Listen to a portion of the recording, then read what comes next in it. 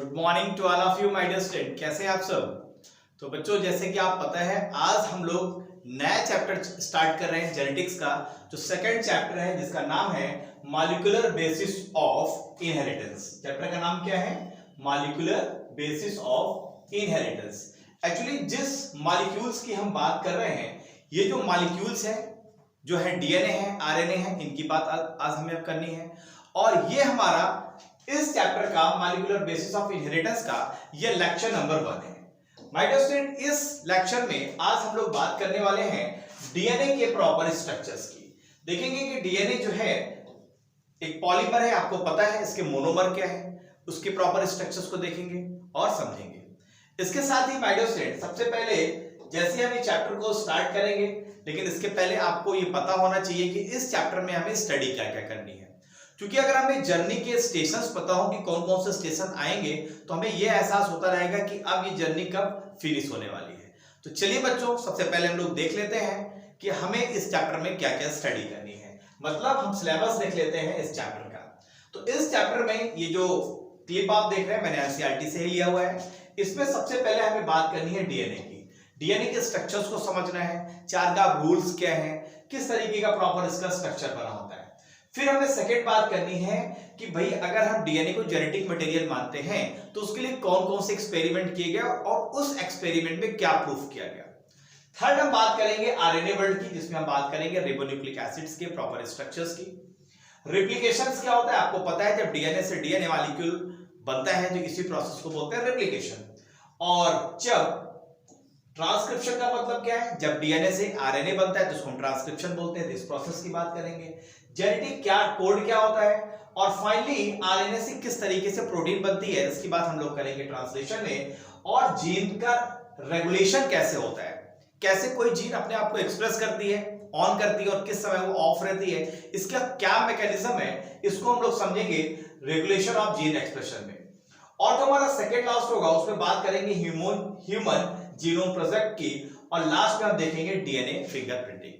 तो ये है हमारे इस चैप्टर का प्रॉपर सिलेबस। और जैसे कि मैंने आपको बताया, जो हमें स्टार्ट करना है वो स्टार्ट करना है डीएनए से। तो चलो बच्चों स्टार्ट कर लेते हैं डीएनए के प्रॉपर कुछ जो पॉइंट्स हैं, हिस्ट्री है, इससे रिलेटेड बात कर लेते हैं।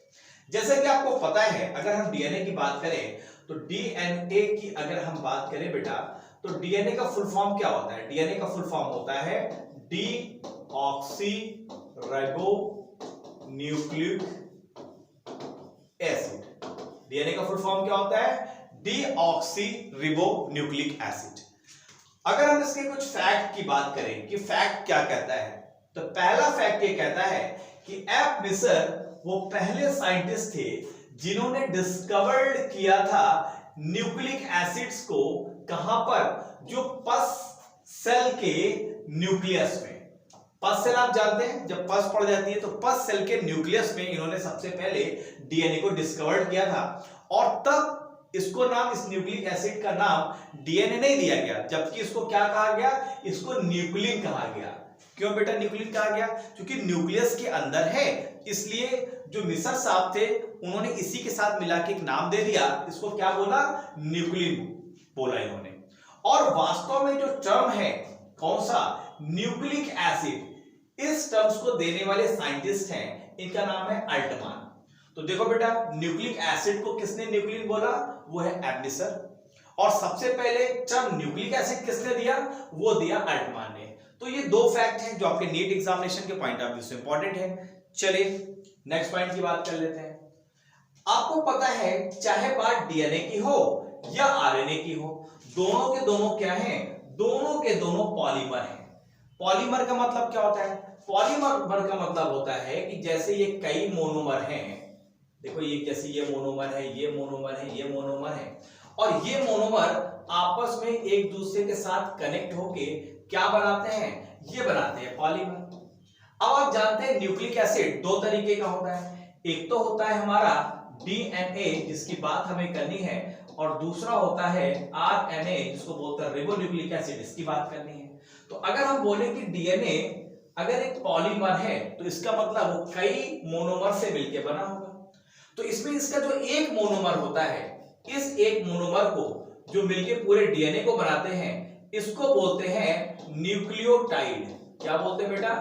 ये होते हैं न्यूक्लियोटाइड। तो कई न्यूक्लियोटाइड्स मिलके क्या बना देते हैं? एक डीएनए का प्रॉपर स्ट्रक्चर बना देते हैं। याद रखने वाली बात है कि जिस तरह से डीएनए एक पॉलीमर है, ठीक वैसे ही रिबोन्यूक्लिक एसिड भी पॉलीमर होता है और ये भी बहुत सारे न्यूक्लियोटाइड से मिलके बना होता है। लेकिन दोनों के न्यूक्लियोटाइड्स में अगर हम बात करें डीएनए के न्यूक्लियोटाइड्स की या हम बात करें आरएनए के न्यूक्लियोटाइड्स की, इनके बीच में कुछ बेसिक डिफरेंस होता है। किसका? नाइट्रोजनस बेस का, थाइमिन और यूरेसिल का। इसकी बात आगे हम करेंगे। लेकिन एक बात आपको माइंड में ये रखना है कि चाहे बात डीएनए की हो या बात आरएनए की हो, दोनों के दोनों न्यूक्लिक एसिड है और दोनों के दोनों पॉलीमर है और दोनों का जो स्ट्रक्चरल और जो फंक्शनल यूनिट है, अर्थात हम कह लें कि जो स्ट्रक्चरल यूनिट है दोनों की, वो न्यूक्लियोटाइड है। क्लियर है बेटा? यही चीज मैंने यहां पर आपको बताई हुई है, जो यहां पर लिखी हुई है कि जो न्यूक्लिक एसिड है वो क्या है? पॉलीमर होता है। किसका बेटा? न्यूक्लियोटाइड्स का। तो न्यूक्लियोटाइड्स क्या है? एक मोनोमर है और जब कई मोनोमर मिल रहे हैं तो क्या बन रहा है? पॉलीमर बन रहा है। और ये जो न्यूक्लियोटाइड्स है, अगर हम बात करें कि न्यूक्लियोटाइड्स बना किसका होता है, तो याद रखने का तरीका है कि तीन चीजों के मिलकर बना होता है। PBS शार्ट में है। P का मतलब होता है फास्फेट, B का मतलब होता है नाइट्रोजनस बेस और सुगर। अगर डीएनए का केस है तो डीऑक्सीराइबोस सुगर और अगर आरएनए की बात है तो राइबोस सुगर। तो यही कुछ बेसिक डिफरेंस होते हैं दोनों के न्यूक्लियोटाइड्स में। इसकी बात भी आगे हम लोग करेंगे। लेकिन आपको यह समझना है कि चाहे बात डीएनए की हो या आरएनए की हो, दोनों का जो स्ट्रक्चरल यूनिट है वो है न्यूक्लियोटाइड। और ये न्यूक्लियोटाइड तीन चीज से मिलकर बना होता है, फास्फेट, नाइट्रोजनस बेस एंड एस्पार सुगर। चलिए बच्चों, अब थोड़ा सा हम लोग बेसिक चीजें डीएनए से रिलेटेड देख लेते हैं। जैसे कि मैंने आपको बताया कि जो न्यूक्लिक एसिड है, हम क्यों न्यूक्लिक एसिड बोल रहे हैं? क्योंकि अगर ये सेल है तो सेल के अंदर चूंकि ये एक जेनेटिक मटेरियल होता है, दैट इज व्हाई हम इसको क्या बोल देते हैं? इसको न्यूक्लिक एसिड बोलते हैं। और ये जो आज हम बात करने वाले हैं, इसी न्यूक्लिक एसिड के स्ट्रक्चर्स की बात करेंगे, जिसको हम क्या बोलते हैं? डीएनए बोलते हैं।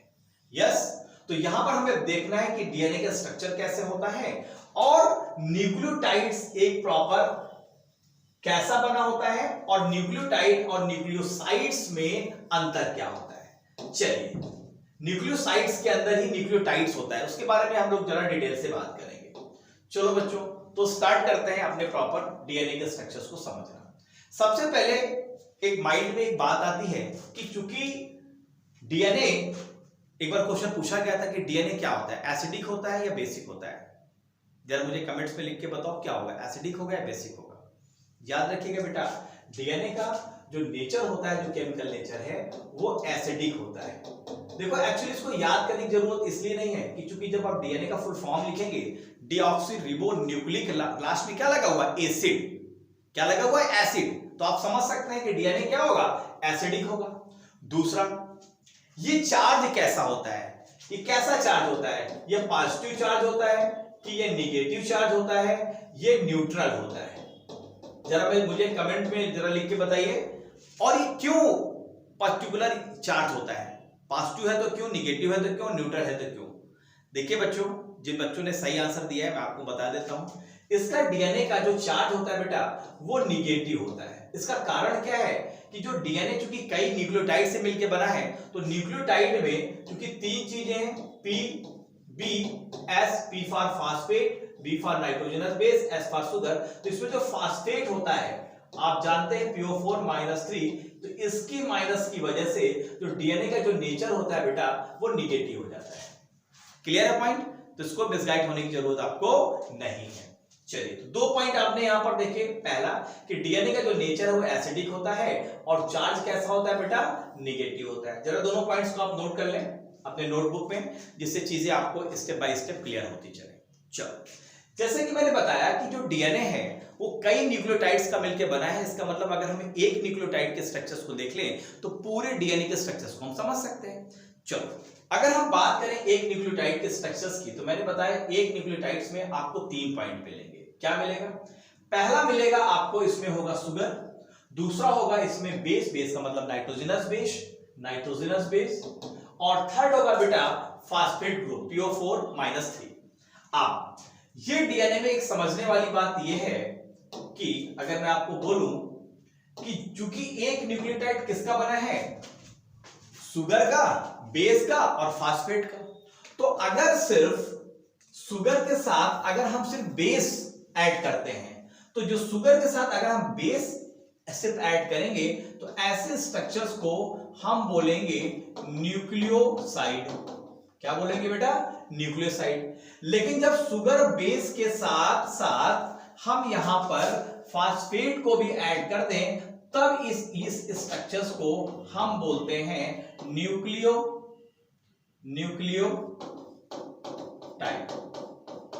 बात समझ में आ गया कि बेसिक डिफरेंस क्या है? न्यूक्लियोसाइड्स का मतलब है जिसमें शुगर और बेस अगर मिले हैं तो उस स्ट्रक्चर्स को हम क्या बोल रहे हैं? न्यूक्लियोसाइड्स। और जिस स्ट्रक्चर में शुगर और बेस के साथ हमने फास्फेट ऐड कर दिया तो इस स्ट्रक्चर्स को हम क्या बोल रहे हैं? न्यूक्लियोटाइड्स। अर्थात हम दूसरे शब्दों में कह सकते हैं कि nucleoside plus phosphate equal to nucleotide, one nucleotide. Clear है बेटा कि एक न्यूक्लियोसाइड में क्या होता है और एक न्यूक्लियोटाइड्स में क्या होता है, और what is the basic difference between nucleoside and nucleotide. Clear है? चल अब हम बात कर लेते हैं कि ये जो न्यूक्लियोटाइड्स का जो फर्स्ट ये आप कॉन्स्टिट्यूशन देख रहे हैं, इसमें जो आप शुगर देख रहे हैं, अब चूंकि आप बात किसकी कर रहे हैं यहां पर? आप बात कर रहे हैं यहां पर डीएनए की। तो डीएनए में जैसे मैंने आपको बताया कि जैसे कि नाम से क्लियर है कि इसका नाम है डीऑक्सीरिबोन्यूक्लिक एसिड, तो इसमें जो शुगर होती है बेटा वो पेंटोज शुगर होती है, और वो पेंटोज शुगर को हम बोलते हैं डीऑक्सीराइबोज शुगर। यहां पर देखिए एक वर्ड है डीऑक्सी, मतलब एक ऐसी शुगर जिसमें ऑक्सीजन एब्सेंट होगी। क्या है? Deoxyribose sugar. और डीऑक्सीराइबोज शुगर होगी इन केस ऑफ डीएनए, जबकि आरएनए के केस में क्या होगा? वहां पर सिर्फ होगी राइबोज शुगर। तो बेसिक डिफरेंस आपको समझ में आया कि जो डीएनए का न्यूक्लियोटाइड्स है, उस न्यूक्लियोटाइड्स में जो शुगर है वो शुगर डीऑक्सीराइबोज शुगर है इन केस ऑफ डीएनए, लेकिन अगर आरएनए होता तो यहां पर कौन सी शुगर होती? राइबोज शुगर होती। ठीक है बेटा। अब अगर डीऑक्सीराइबोज शुगर के प्रॉपर स्ट्रक्चर्स को आप देखोगे तो यहां पर आपको जो बेसिक डिफरेंस ये समझ में आएगा कि जो डीऑक्सीराइबोज शुगर है, पहले तो ये पेंटोज शुगर क्यों बोलते हैं? 1 2 3 4 एंड 5। ठीक है, इसको हम क्या बोलते हैं? Pentose sugar, deoxyribose sugar.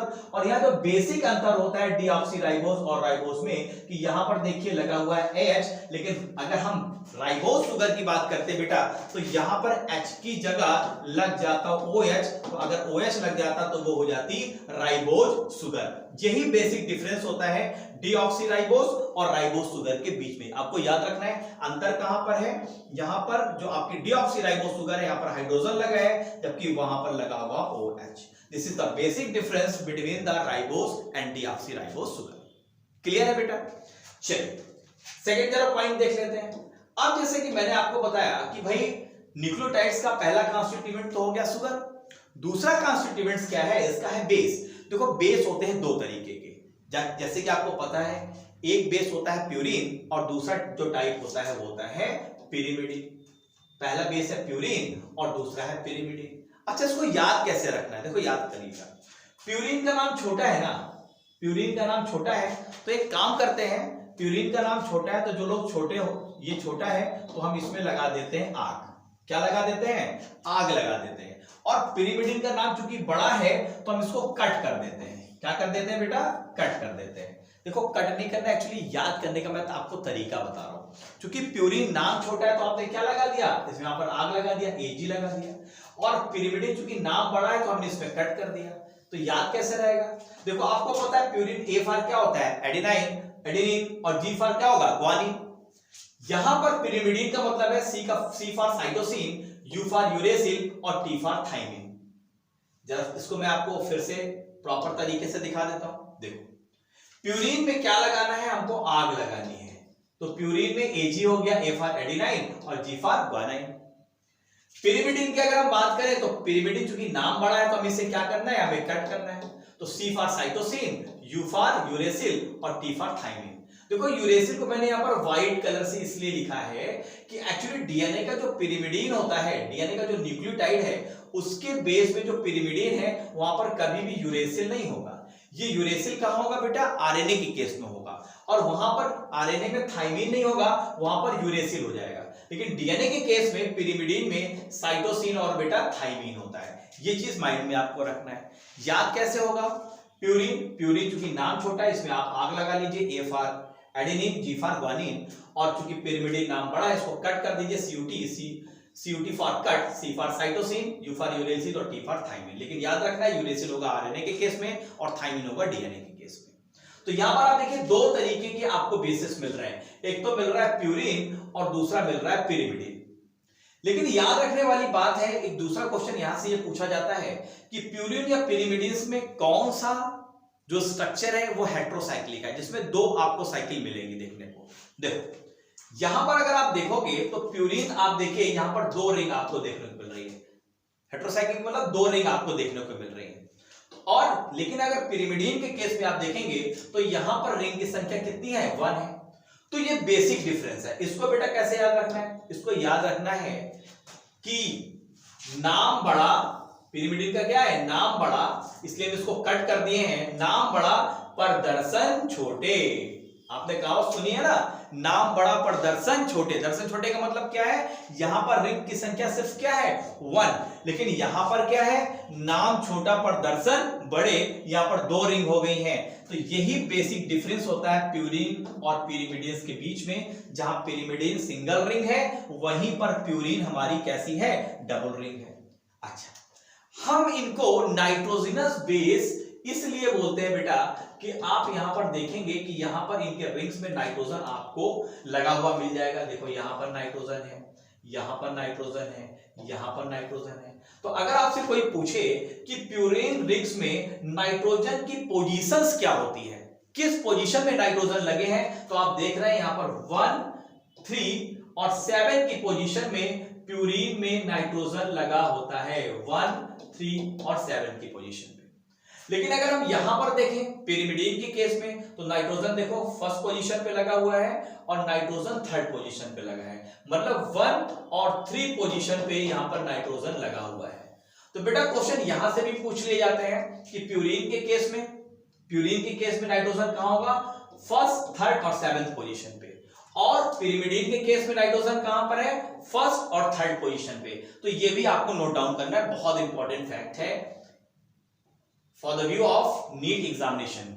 ठीक है बेटा, तो यहां पर हम लोगों ने कुछ डीएनए के प्रॉपर स्ट्रक्चर्स को समझा, लेकिन अभी हमें बॉन्ड्स को भी समझना है और भी कुछ चीजों को समझना है कि फॉस्फेट किस तरीके से शुगर के साथ एसोसिएट होता है, कौन से बॉन्ड बनाता है, शुगर बेस के साथ किस बॉन्ड के द्वारा एसोसिएट होता है, किस तरीके का प्रॉपर स्ट्रक्चर होता है, इसको भी हमें समझना है। तो प्रॉपर आपने यहां पर समझा कि एक न्यूक्लियोटाइड में 3 चीजें होती हैं, sugar plus base plus phosphate, जिसको हम शॉर्ट फॉर्म में बोलते हैं PBS। चलो थोड़ा सा और आगे बढ़ते हैं और डीएनए के स्ट्रक्चर्स को थोड़ा सा और क्लियर करते हैं। जैसा कि मैंने आपको बताया कि जो डीएनए की बात हो या आरएनए की बात हो, दोनों का जो स्ट्रक्चरल यूनिट क्या है? वो है न्यूक्लियोटाइड। तो अगर हम न्यूक्लियोटाइड्स अगर आप देखो माय डियर स्टूडेंट, तो यहां पर एक न्यूक्लियोटाइड्स को प्रॉपर तरीके से दिखाया गया है। मैंने आपको बताया न्यूक्लियोटाइड्स को याद करने का तरीका क्या है? PBS। तो P फॉर क्या हो गया? फॉस्फेट, देखो फॉस्फेट यहां पर है। B नाइट्रोजनस बेस, देखो नाइट्रोजनस बेस यहां पर है। अच्छा मैं पूछूं इसमें 2 रिंग है, तो ये क्या है कि प्यूरिन है पिरिमिडीन है? क्या है ये? प्यूरिन है या पिरिमिडीन है? प्यूरिन में क्या था, पिरिमिडीन में क्या था? फिर से आपको याद दिला दूं, देखो जरा पीछे देख लो, भूलना नहीं है कभी। पिरिमिडीन नाम बड़ा है पर दर्शन छोटे हैं। तो यहां पर क्या है? रिंग कितने हैं? 2 हैं। अब क्या है? दर्शन बड़े हैं पर नाम छोटा है, मतलब ये क्या होगा? प्यूरिन रिंग होगी ना बेटा? नहीं, नाइट्रोजनस बेस ये क्या है? ये प्यूरिन है। यस। अब अगर कोई आपसे पूछे बेटा कि देखो ये तो शुगर है, ये क्या है? ये शुगर है, ये नाइट्रोजनस बेस है और ये फॉस्फेट है। ये तीनों आपस में किन बॉन्ड के साथ जुड़े होते हैं, कहां कैसे जुड़े होते हैं? तो जरा देखो यहां पर जो शुगर है, शुगर कौन सी है? शुगर ये देखो OH लगी है, तो इससे पहचान क्या आ रहा है कि ये डीऑक्सीराइबोस शुगर है। सॉरी, ये OH लगा है यहाँ पे क्या लगा होना चाहिए था और ये यहां पोजीशन पे होता है। देखो यहां पर ये फिगर गलत हो गया है, यहां पर क्या होना चाहिए था? एक मिनट, जरा यहाँ पर क्या होना चाहिए था, ये जो शुगर लगी हुई, अब देखो थोड़ा सा इसमें देख लेते हैं किस तरीके से चीजें होंगी। यहाँ पर चूंकि डीऑक्सीराइबोस शुगर है तो यहाँ पर OH नहीं होगा, यहाँ पर सिर्फ H होगा, पहली बात तो ये याद रखना, और पोजीशन इसकी यहाँ पर होगी। तो ये हमारा डीऑक्सीराइबोस शुगर हो गया। एक्चुअली ये आरएनए का न्यूक्लियोटाइड्स दिखा दिया गया है, लेकिन हमें बात करनी है डीएनए के न्यूक्लियोटाइड्स की। तो इस चीज को आप समझिएगा कि यहाँ पर जो नाइट्रोजनस बेस के साथ जो शुगर जुड़ा होता है, इनके बीच में जो बॉन्ड बनता है, इस बॉन्ड को क्या बोलते हैं? इस बॉन्ड को बोलते हैं ग्लाइकोसिडिक बॉन्ड। क्या बोलते हैं बेटा? इनके बीच में जो बॉन्ड है इसको बोलते हैं ग्लाइकोसिडिक बॉन्ड, शुगर और बेस के बीच में। पहला पॉइंट। सेकंड ये कहता है कि शुगर और फास्फेट के बीच में जो बॉन्ड होता है, इस बॉन्ड को हम बोलते हैं फास्फोएस्टर बॉन्ड। नोट कर लीजिएगा, बहुत इंपॉर्टेंट है कि बॉन्ड पूछ भी लिए जाते हैं कि कौन कौन से बॉन्ड किसके बीच में होते हैं। तो देखो, शुगर और फास्फेट के बीच में कौन सा बॉन्ड है? फास्फोएस्टर बॉन्ड। और शुगर और बेस के बीच में कौन सा बॉन्ड है? Glycosidic bond. अभी जब मैं पेंटोज शुगर का स्ट्रक्चर दिखाऊंगा तो वहां पर बताऊंगा आपको कि ये जो हम लोग यहाँ पर फास्फोएस्टर बॉन्ड लिख रहे हैं, आपको आप कहेंगे सर यहाँ पर तो डाइफास्फोएस्टर बॉन्ड होता है ना? तो वो क्या है, उसमें थोड़ा सा डिफरेंस आपको बताएंगे कि एस्टर बॉन्ड और डायस्टर बॉन्ड में अंतर क्या होता है। यहां पर आप देख रहे हैं, यहां पर आपने क्या समझा? यहां पर आपने ये समझा कि शुगर और नाइट्रोजनस बेस किस बॉन्ड के द्वारा कनेक्ट होते हैं? Glycosidic bond. शुगर और फास्फेट किस बॉन्ड के द्वारा कनेक्ट होते हैं? Ester bond. क्लियर है? और चूंकि इसमें फास्फेट लगा है तो इसको बोल देते हैं फास्फोएस्टर बॉन्ड। ठीक है, फास्फोडाइस्टर बॉन्ड दूसरा है, जरा उसकी बात हम करेंगे, लेकिन यहां पर अभी इतनी जल्दी में नहीं। चलो थोड़ा सा आगे बढ़ते हैं और आपको समझाते हैं। जैसे कि मैंने आपको बताया कि कुछ ऐसे पॉइंट है, जैसे अगर एक सीरीज हो 3 न्यूक्लियोटाइड्स की, तो इस सीरीज को ही हम बोलते हैं बेटा, इसको हम बोलते हैं कोडान। अगर कोई आपसे पूछे कि कोडान क्या है, तो कोडान एक्चुअली 3 न्यूक्लियोटाइड्स की एक सीरीज होती है जिसको हम कोडान बोलते हैं। ठीक है, तो a series of 3 nucleotides within the DNA is known as codon. आपको पता है डीएनए क्या है? इसमें जेनेटिक इंफॉर्मेशन होती है। तो जो जेनेटिक इंफॉर्मेशन होती है वो इसी कोडान के फॉर्म में होती है डीएनए के अंदर। तो 3 न्यूक्लियोटाइड्स की सीरीज को हम बोलते हैं कोडान। क्लियर है बेटा? नेक्स्ट पॉइंट कहता है कुछ स्पेशल कोडान्स भी आपको डीएनए में देखने को मिलते हैं जो स्पेसिफाई होते हैं कि मशीनरी को कहां स्टॉप करना है और कहां उसको स्टार्ट करना है। इनिशिएशन कोडान है ना, इन सब की बात हम लोग करेंगे जब हम आपको वहां पर आपको ट्रांसक्रिप्शन पढ़ाएंगे, वहां पर आपको बात करेंगे। ठीक है बेटा? तो यहाँ पर तो सिर्फ एक फैक्ट आपको पता होना चाहिए कि कोडान का मतलब क्या होता है, कि एक सीरीज में जो 3 न्यूक्लियोटाइड्स होते हैं उसी को हम बोलते हैं कोडान, जिसमें हमारी होती है जेनेटिक इंफॉर्मेशन कि किस तरीके के प्रोटीन हमारे सेल के अंदर बनेगी। क्योंकि डीएनए से जो मैसेंजर आरएनए बनेगा वो क्या लेके आता है? वो इंफॉर्मेशन लेके आता है कि साइटोप्लाज्म में जो राइबोसोम है उसमें किस तरीके की, राइबोसोम की मदद से किस तरीके के प्रोटीन हमको बनाना है। चलिए थोड़े से पॉइंट को थोड़ा सा और आगे बढ़ाते हैं और चीजों को क्लियर करते हैं। जैसे कि आप यहाँ पर देख पा रहे हैं, ये डीएनए का डबल हेलिक्स मॉडल है, आपको पता है वाटसन ने क्लिक नहीं दिया है। और यहाँ पर देखिए कि अगर हम बेसिक चीज की बात करें तो यहाँ पर देखिए फिर डीएनए का एक प्रॉपर स्ट्रक्चर दिखाया गया है। और जैसे कि मैंने आपको बताया कि एक न्यूक्लियोटाइड में 3 चीजें, जरा 3 चीजें देख लेते हैं। 3 चीजें, पहला होता है पी, देखो फास्फेट ग्रुप यहाँ पर जुड़ा हुआ होता है।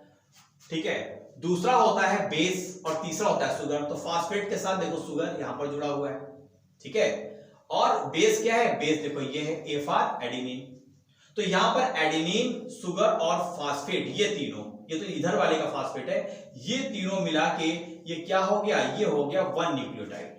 तो एक न्यूक्लियोटाइड तो इधर हो गया भाई, एक न्यूक्लियोटाइड तो यहां पे लगा होगा और दूसरा न्यूक्लियोटाइड यहां पे लगा होगा। दूसरे न्यूक्लियोटाइड का देखो नाइट्रोजनस बेस ये है, टी फॉर थाइमिन है। थाइमिन आपको डीएनए में ही मिलेगा ना। अब देखो यहां पर जो दूसरा आपका न्यूक्लियोटाइड है, तो दूसरे न्यूक्लियोटाइड्स के देखो ये शुगर है ना, और ये आपका फास्फेट ग्रुप है, और ये इसका नाइट्रोजनस बेस कौन सा है? थाइमिन है। थाइमिन क्या होता है? पिरिमिडीन है ना, पिरिमिडीन है नाइट्रोजनस बेस। और याद रखिएगा कि ये जो 2 टी क्या है? टी आपको पता है थाइमिन, और थाइमिन किसका पार्ट है? पिरिमिडीन का। और ए क्या है? आग लगाना था ना, एजी, ये किसका पार्ट है? प्यूरिन का। तो एक्चुअली जो प्यूरिन और पिरिमिडीन होते हैं बेटा आपस में, ये एक बॉन्ड के द्वारा जुड़े होते हैं, और इस बॉन्ड को हम बोलते हैं हाइड्रोजन बॉन्ड। क्या बोलते हैं बेटा? Hydrogen bond. देखो जैसे यहां पर ए टी और ए आपस में जुड़े हुए हैं तो किस बॉन्ड से जुड़े होंगे? हाइड्रोजन बॉन्ड से। जी और सी बॉन्ड से जुड़े कौन सा बॉन्ड है? Hydrogen bond. तो एक्चुअली अगर हम बात करें जो प्रॉपर नियम है कि ए टी के साथ double bond, double hydrogen bond के साथ जुड़ा होता है और जी हमेशा सी के साथ ट्रिपल हाइड्रोजन बॉन्ड के साथ जुड़ा होता है। तो ये याद रखिएगा, फैक्ट है। चारगाफ ने भी यही चीज बताया है कि ए के साथ अगर टी बॉन्ड बनाएगा तो डबल हाइड्रोजन बॉन्ड होगा और अगर ग्वानिन साइटोसिन के साथ बॉन्ड बनाएगा तो ट्रिपल हाइड्रोजन बॉन्ड होगा। तो याद रखिएगा सेकंड और फर्स्ट और सेकंड पॉइंट। नेक्स्ट चीज आपसे पूछा जाता है कि डीएनए मॉलिक्यूल में इसका डीएनए का बैकबोन क्या होता है। तो अगर हम बात करें कि एक्चुअली बैकबोन का मतलब होता है, जैसे अगर हम बात करें कि किस तरीके से कोई बंदा खड़ा होता है उसको बोलते हैं बैकबोन। जैसे बैकबोन हमारी क्या है? स्पाइनल कार्ड है। तो डीएनए की भी बेटा बैकबोन होती है और इस बैकबोन में दो चीजें शामिल होती हैं। कौन कौन सी? फास्फेट और शुगर। फास्फेट और शुगर, फास्फेट और शुगर। तो ये फास्फेट और जो शुगर है एक्चुअली यही पूरी एक श्रृंखला मिलकर क्या बनाता है? डीएनए की बैकबोन बनाता है।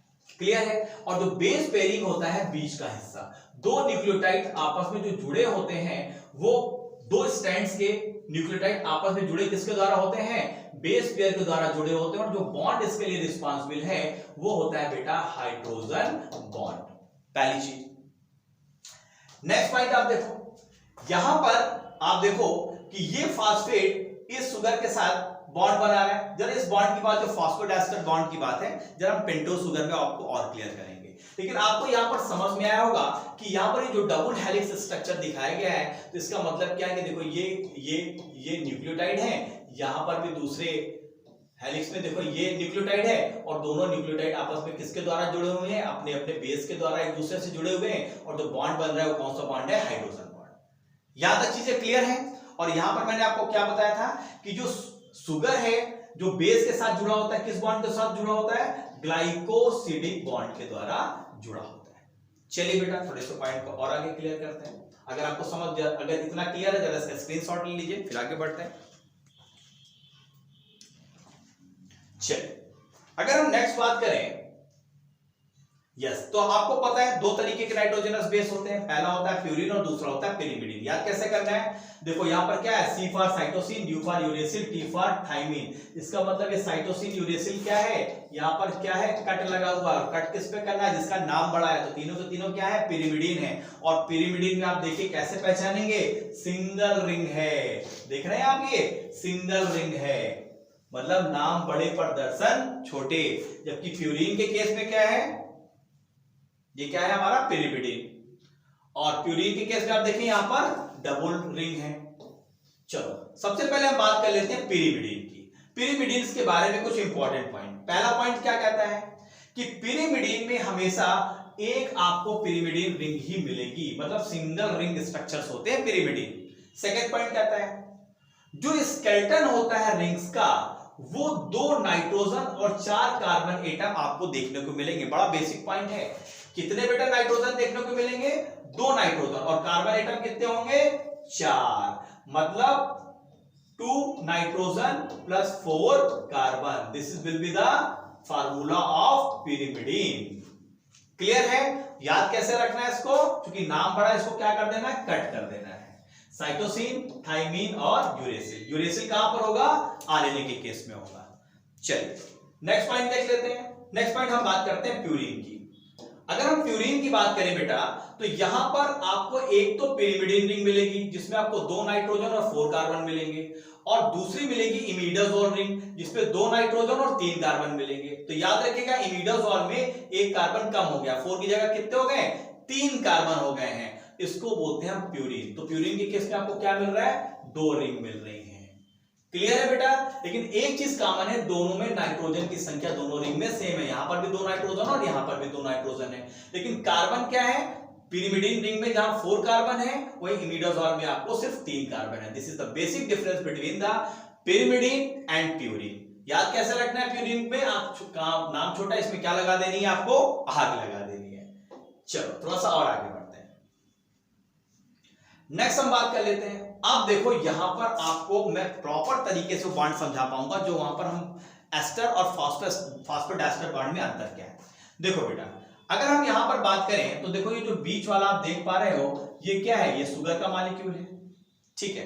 अब ये शुगर का जो मॉलिक्यूल है आपको पता है ये हमारा क्या है, ये हमारा नाइट्रोजनस बेस है। C क्या होता है, साइटोसिन। साइटोसिन क्या है, पिरिमिडीन का हिस्सा ही है।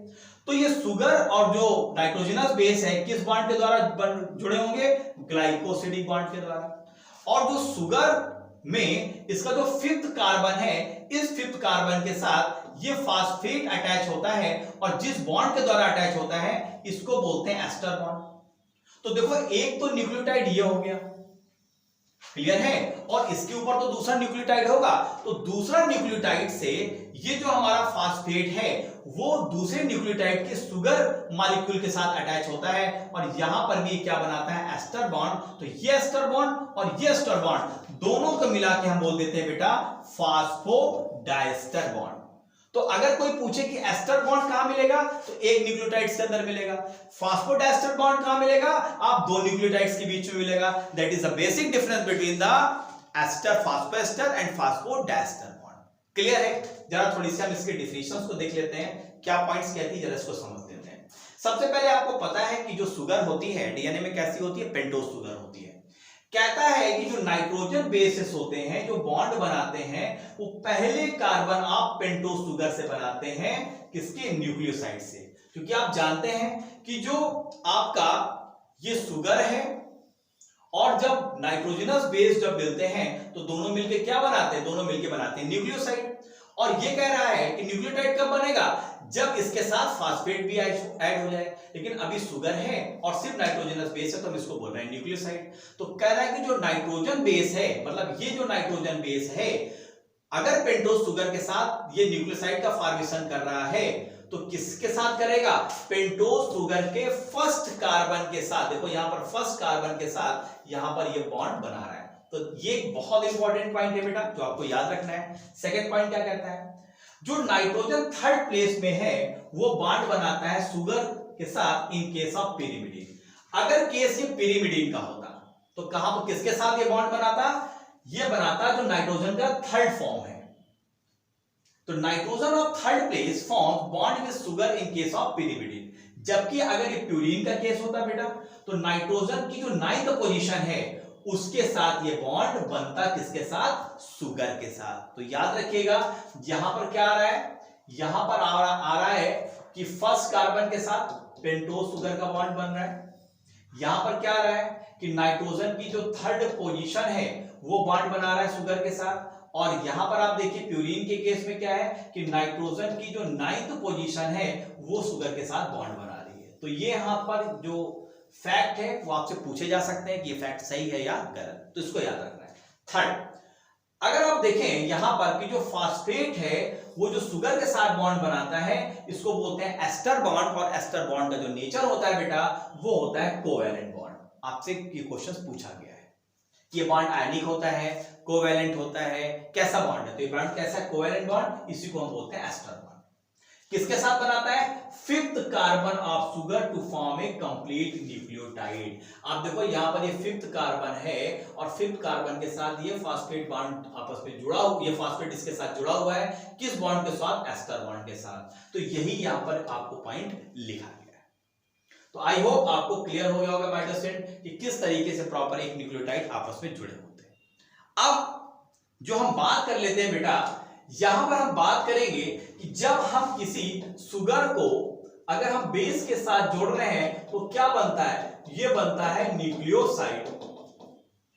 और अगर इसके साथ हम अगर फास्फेट ऐड करते हैं किसके साथ, न्यूक्लियोसाइड के साथ, तो यहां पर जो बनेगा उसको हम बोलते हैं न्यूक्लियोटाइड। जरा समझ लो, इसका मतलब क्या है कि डीएनए के न्यूक्लियोटाइड्स अलग होंगे और आरएनए के न्यूक्लियोटाइड्स अलग होंगे। डीएनए का न्यूक्लियोटाइड्स में जहां शुगर आपकी डीऑक्सीराइबोस होगी वहीं आरएनए के केस में शुगर कैसी होगी, राइबोस शुगर होगी। ये बेसिक डिफरेंस समझिएगा। डीएनए के केस में जहां आपको पिरिमिडीन में थाइमिन मिलेगा वहीं आरएनए में पिरिमिडीन के केस में वहां पर यूरेसिल मिलेगा। तो इसका मतलब क्या है, वहां पर जो आरएनए के न्यूक्लियोटाइड्स है उसके नाम अलग होंगे और डीएनए के जो न्यूक्लियोटाइड है उसके नाम अलग होंगे।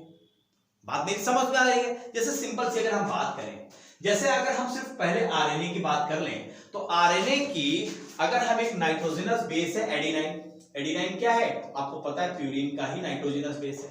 और अगर इस एडेनाइन के साथ अगर हम राइबोस शुगर जोड़ रहे हैं, राइबोस शुगर किसका केस है, आरएनए का, तो फॉर्मेशन जो होगा न्यूक्लियोसाइड्स का उसको हम बोलेंगे एडिनोसाइन। अब इस एडिनोसाइन के साथ अगर हम फास्फेट ऐड कर दें तो जो हमारा न्यूक्लियोटाइड बनेगा उसको बोलेंगे एडिनाइलिक एसिड। क्या बोलेंगे बेटा, एडिनाइलिक एसिड। ठीक वैसे ही अगर ये केस किसका होता, डीएनए का होता, और नाइट्रोजनस बेस सेम होता, एडिनाइन होता, तो उसमें राइबोस शुगर की जगह हम क्या जोड़ देते बेटा, वहां पर हम डीऑक्सीराइबोस शुगर जोड़ देते। तो जो हमारा न्यूक्लियोसाइड बनता उसका नाम क्या होता, उसका नाम होता, हम यहां पर डीऑक्सी ऐड कर देते और न्यूक्लियोसाइड का नेम जो यहां पर एडिनोसिन था यहां पर हो जाता डीऑक्सी एडिनोसिन। क्लियर है बेटा? लेकिन अगर डीऑक्सी एडिनोसिन क्या बना, ये हमारा बना न्यूक्लियोसाइड। तो अगर इस न्यूक्लियोसाइड के साथ अगर हम फिर फास्फेट जोड़ दें तो क्या बनेगा, न्यूक्लियोटाइड। तो उस न्यूक्लियोटाइड का नाम होगा डीऑक्सी एडिनिलिक एसिड। याद रखिएगा कि जब भी न्यूक्लियोसाइड के साथ जब हम फास्फेट ग्रुप जोड़ते हैं तो हमेशा एसिड बनता है। क्या बनता है, एसिड बनता है। और दूसरी चीज आप देखिए, तो इस तरीके से हम न्यूक्लियोसाइड और न्यूक्लियोटाइड बना सकते हैं। जरा थोड़ी सी प्रैक्टिस कर लेते हैं तब चीज आपको ज्यादा समझ में आएगी। चलो जरा इस फिगर के द्वारा थोड़ी सी प्रैक्टिस करते हैं तो आपको समझ में आएगा। सबसे पहले हम क्या करते हैं, तो आप देखो यहां पर मैंने ब्लैक कलर से लिखा है वो नाइट्रोजनस बेस जो आरएनए को बनाने में शामिल होते हैं। ठीक है, अब देखो यहां पर बेस है, शुगर है, बेस और शुगर को मिला देंगे तो एक नया न्यूक्लियोसाइड बनेगा। इस न्यूक्लियोसाइड को फास्फेट के साथ ऐड कर देंगे तो न्यूक्लियोटाइड बन जाएगा। जरा मैं आपको क्लियर करा देता हूं। जैसे एडेनाइन है, एडेनाइन के साथ अगर आप राइबोस शुगर को ऐड करोगे तो क्या बनेगा, ये बनेगा न्यूक्लियोसाइड। इसका नाम क्या होगा, एडेनाइन प्लस राइबोस। क्या लिखा है आपने पीछे, याद करा देता हूं आपको, रिमाइंड करा देता हूं। ये देखो जब हम एडेनाइन के साथ राइबोस ऐड कर रहे हैं तो क्या बन रहा था, एडिनोसाइन बन रहा था। क्या बन रहा था बेटा, एक याद करने की बहुत अच्छी टेक्निक आपको बता देता हूं। तो ये क्या बनेगा, एडिनोसाइन। मतलब क्या हुआ, क्योंकि ये आग है, एडेनाइन और ग्वानिन, अगर इनके साथ जब भी आप राइबोस शुगर ऐड करेंगे तो ये साइन करने लगेंगे। क्या करने लगेंगे, साइन करने लगेंगे। और याद रखना साइटोसिन के साथ जब राइबोस शुगर जोड़ेंगे तो ये डाइन हो जाएंगे। डाइन, डायन नहीं, डाइन। अर्थात जब हम यूरेसिल के साथ शुगर जोड़ेंगे तो यहां पर भी ये डाइन हो जाएगा। लेकिन याद रखिएगा कि जब हम प्यूरिन के साथ, एडेनिन और ग्वानिन के साथ राइबोस जोड़ रहे हैं तो ये साइन हो जा रहा है। अर्थात जब ग्वानिन के साथ शुगर जोड़ेंगे तो क्या हो जाएगा, ये हो जाएगा ग्वानोसाइन। तो ग्वानोसाइन क्या बन गया बेटा, ये बन गया हमारा न्यूक्लियोसाइड। अब साइटोसाइन है, इसके साथ राइबोस शुगर है, तो जब हम जोड़ेंगे तो क्या बन जाएगा, ये बन जाएगा साइटोडाइन। यहां पर देखो यूरेसिल है, यूरेसिल के साथ जब राइबोस जोड़ेंगे तो क्या बन जाएगा, यूरिडाइन। और यहां पर मैंने आपको बताया कि जब हम इसके साथ फास्फेट ऐड करते हैं किसी न्यूक्लियोसाइड के साथ तो जो रिजल्टेंट प्रोडक्ट होगा वो एसिड होगा। क्या बनेगा, एडिनोसाइन के साथ अगर हम फास्फेट जोड़ेंगे तो बनेगा एडिनिलिक एसिड। क्या बनेगा बेटा, एडिनिलिक एसिड। ठीक है, देखो देखो पीछे हमने बनाया ना, इसमें आपको याद दिला देते हैं। ये देखो जब यहां पर हमने एडिनोसिन के साथ फास्फेट जोड़ा तो क्या बना, एडिनिलिक एसिड। यही तो बना रहे हैं आगे हम, देखो यहां पर एडिनिलिक एसिड बना रहे हैं ना आगे वाले इसमें, देखो ये देखो यहां पर एडिनिलिक एसिड बन गया ना। अब क्या करना है, यहां पर ग्वानोसाइन क्या है, ये एक तरीके का न्यूक्लियोसाइड है। और न्यूक्लियोसाइड के साथ जब हम फास्फेट जोड़ेंगे तो क्या बनेगा, क्या बनेगा, जरा लिख के मुझे बताओ, ग्वानिलिक एसिड। क्या बन जाएगा बेटा, ग्वानिलिक एसिड। साइटोडाइन के साथ जब हम फास्फेट को ऐड करेंगे तो क्या बनेगा, साइटिडिलिक एसिड। Cytidylic acid. अगर हम यूरिडाइन के साथ फास्फेट ऐड करेंगे तो क्या बनेगा, यूरिडाइलिक एसिड। क्या बनेगा, यूरिडाइलिक एसिड। तो ये तो हो गया हमारे, आप देखो यहां पर 4 तरीके के आपको न्यूक्लियोटाइड्स मिल रहे हैं। कौन कौन सा? Adenylic acid, guanylic acid, cytidylic acid और यूडेनिलिक एसिड। ये चारों के चारों न्यूक्लियोटाइड किसके हैं? आरएनए के हैं। अब मैं आपको होमवर्क देता हूं। होमवर्क में क्या करना है कि एडिनिन के साथ अगर यहां पर कौन सी शुगर आप जोड़ेंगे? यहां पर जोड़ेंगे डीऑक्सीराइबोज, क्योंकि अब हम किसकी बात कर रहे हैं? यहां पर हम बात कर रहे हैं डीएनए की।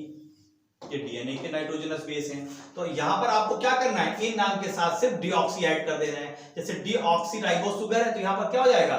Deoxy adeno sign. और जब हम इसके साथ फास्फेट जोड़ देंगे तो क्या हो जाएगा? Deoxy adenylic acid, deoxy adenylic acid. तो बेटा अब ये जो है आपको 3 और आपको अपने मन से कंप्लीट करने हैं और कंप्लीट करके अपने नोट की फोटो खींच के आपको मुझे सेंड करना है, ठीक है? मैं इसका इंतजार करूंगा। तो इस तरीके से माय डियर स्टूडेंट, हम लोगों ने यहाँ पर बहुत सारी चीजें आज क्लियर किया जो डीएनए से रिलेटेड है। तो बच्चों अगर आपको ये सेशन आपको अच्छा लगा है तो करना क्या है? आपको लाइक जरूर करना है, अपने दोस्तों के साथ जरूर शेयर करिए माय डियर स्टूडेंट, अगर ये सेशन आपको अच्छा लगा है। जो बच्चे यहाँ पर नए हैं, 2 रास्ते हैं जिन रास्ते से आप मेरे साथ जुड़ सकते हैं। पहला रास्ता ये है कि आप गूगल प्ले स्टोर में जाके हमारा यहाँ पर ये ऐप है, इसको डाउनलोड कर सकते हैं, DNCMI education cabin media. Second रास्ता ये है कि अगर ये लेक्चर अभी आप यूट्यूब पे देख रहे हैं तो अभी के अभी चैनल को सब्सक्राइब कर लीजिए, बेल आइकन को प्रेस करना मत भूलिएगा, क्योंकि जब बेल आइकन को आप प्रेस करते हैं तो नोटिफिकेशन आपको तुरंत मिलता है मेरे आने वाले वीडियोस का भी। और अभी तक पूरे इंडिया से 18,500 से ज्यादा नीट एस्पायरेंट्स हमारी टीम को ज्वाइन कर चुके हैं और अब आपका भी है मोस्ट वेलकम। तो चलिए बच्चों, इस तरीके से सेशन को क्लोज करते हैं और मिलते हैं नेक्स्ट सेशन में एक नए कॉन्सेप्ट के साथ। तब तक thank you very much to all of you my dear student. We will meet again in next session with new concept. तब तक के लिए bye bye, see you, bye.